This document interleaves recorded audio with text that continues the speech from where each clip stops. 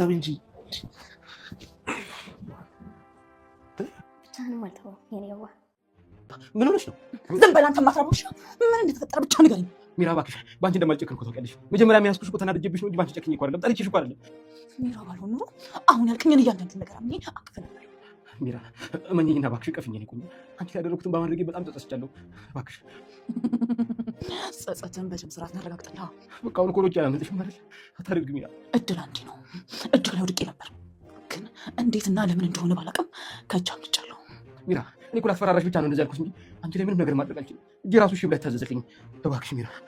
የኔ ሩቢ፣ የኔ ሩሩ፣ እኔ ግን አንተ ላይ እጅ እሺ ይለኛል። ረፊ ሚራ፣ ረፊ ሚራ፣ ረፊ እባክሽ፣ እባክሽ ምንም ነገር እንዳታደርጊ። መች እንደማር ታውቃለህ ሚራ። እባክሽ፣ እባክሽ ሁሉ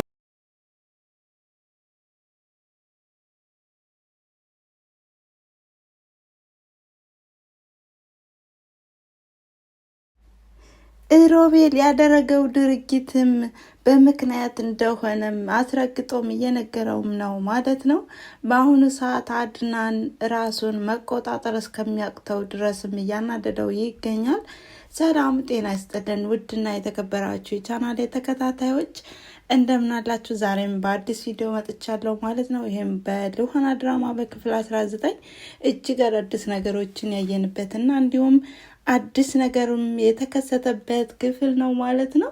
እናንተም ላይክ፣ ሼር፣ ኮሜንት እያደረጋችሁ አበረታቱ በማለት ዛሬ ምን ተከሰተ፣ ምን ተፈጠረ የሚለውን የምናይና የምንመለከት ይሆናል ማለት ነው። በአሁኑ ሰዓት አድናን እንግዲህ ራሱንም እየወቀሰም ይገኛል። በዚህም ከልዑሃና ጋርም ተጣልተዋል ማለት ነው። ልዑሃናም እንዴት ነው ምንድን ነው? እኔ እኮ እህቴን ለመፈለግ ነው የመጣሁት ወደዚህ። ስለዚህ ሮቤልን መስደድ ወይም ከዚህ ቤት ማውጣት የለብን በማለትም አድናንን እየለመነችው ነው። ይህም እንግዲህ ሮቤል በጣም አስመሳይና እንዲሁም የሚያታልልም ሰው ስለሆነ በልዑሃና በኩል መጥቶበታል ማለት ነው። እንግዲህ ልዑሃና ለአድናን አሁን ላይ ደካማ ጎኑ ስለሆነች በልዑሃና በኩል አድናንን ለማጥመድ ይዞታል ማለት ነው።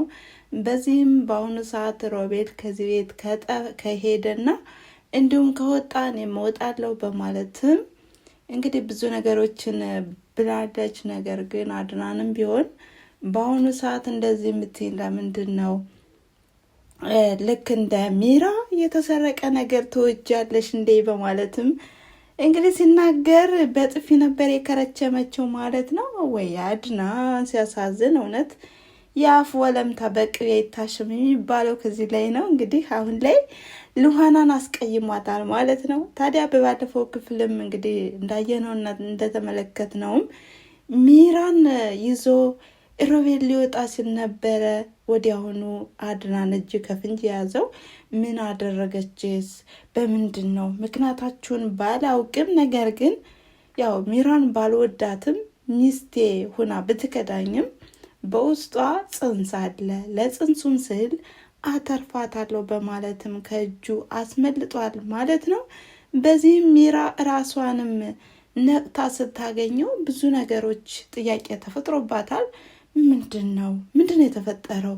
ሮቤል የሆነ ነገር ሳያደርግ ለቀቀኝ በማለትም ግርምትን ፈጥሮባታል ማለት ነው። ታዲያ በዚህም እንግዲህ ሮቤልና ሚራም እንደተፋጠጡ ናቸው። እንዴት ለቀቀኝ? ምንድን ነው?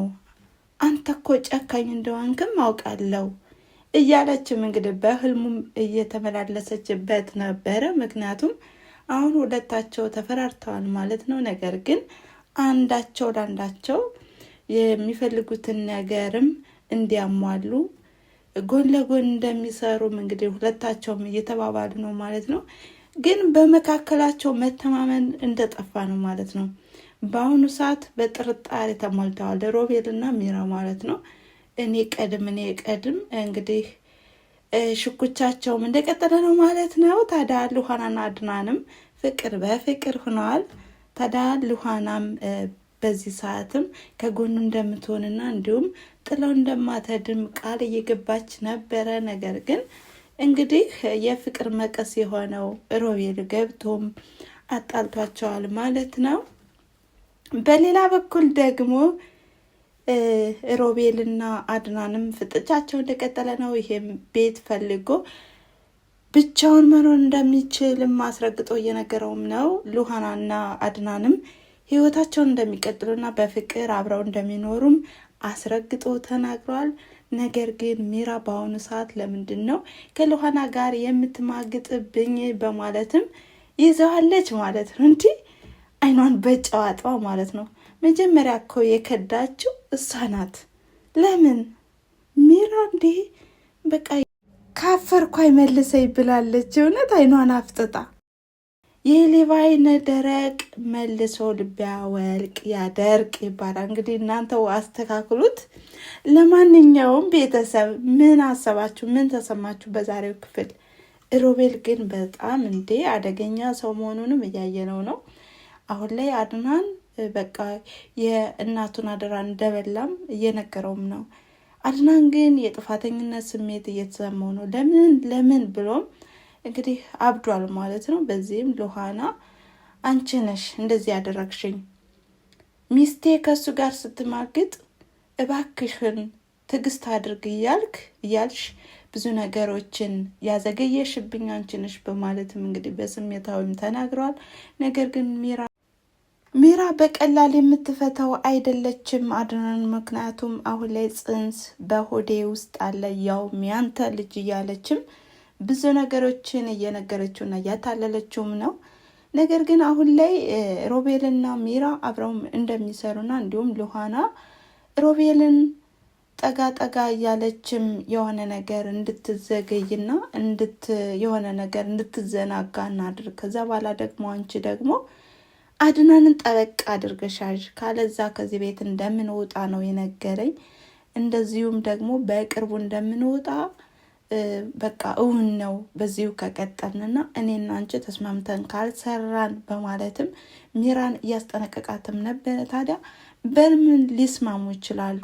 ሮቤልና ሚራ በአሁኑ ሰዓት አብረን በቃ እንውጣ እባክን፣ የያዝነውን ገንዘብ ይዘን ከኔ ብዙ ገንዘብ አለን በቃ እኔ እናንተን የሚያኖር ብለውም ነበር። ነገር ግን አሁን ላይ ሮቤል አድናንን ጠምዶ ስለያዘው በቃ እሱን መበቀል ነው የሚፈልገውና እስከ መጨረሻው ድረስ አልወጣም ብሎ እንግዲህ የቆመ ሰው ነው ማለት ነው። በጣም የሚያሳዝነው ነገር እንደ ከህይወቱ አልወጣ ያለ ክፉ ሰው መሆኑንም ያሳያል ማለት ነው። እንደ ሙጫ ተሟጮ አድናንን ከሉሃና እንግዲህ እንዳይጠጋም ለማድረግ የማይቆፍሩት ጉድጓድ የለም ማለት ነው። ነገር ግን ሚራም አሁንም እያስመሰለችና ብዙ ነገሮችን እየሰራች ትገኛለች ማለት ነው።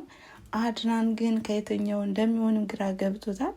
አድናን ግን ምንድን ነው ተፋዘዘ፣ አሁንም ተፋዘዘ እንዴ ነቃይልም እንዴ? ለመሆኑ አሁን ላይ ሚራንና ሉሃናን ለምን አወዳደራቸው? ሮቤል አሁን ላይ በቃ ከዚህ ቤት እንዳልወጣ የግዴታ አድናንን አሳምኝልኝ በማለትም ነው ሉሃናን የለመናት ማለት ነው። ነገር ግን አሁን ላይ ምክንያትሽ ምንድን ነው ብሎ መጠየቅ ነበረበት።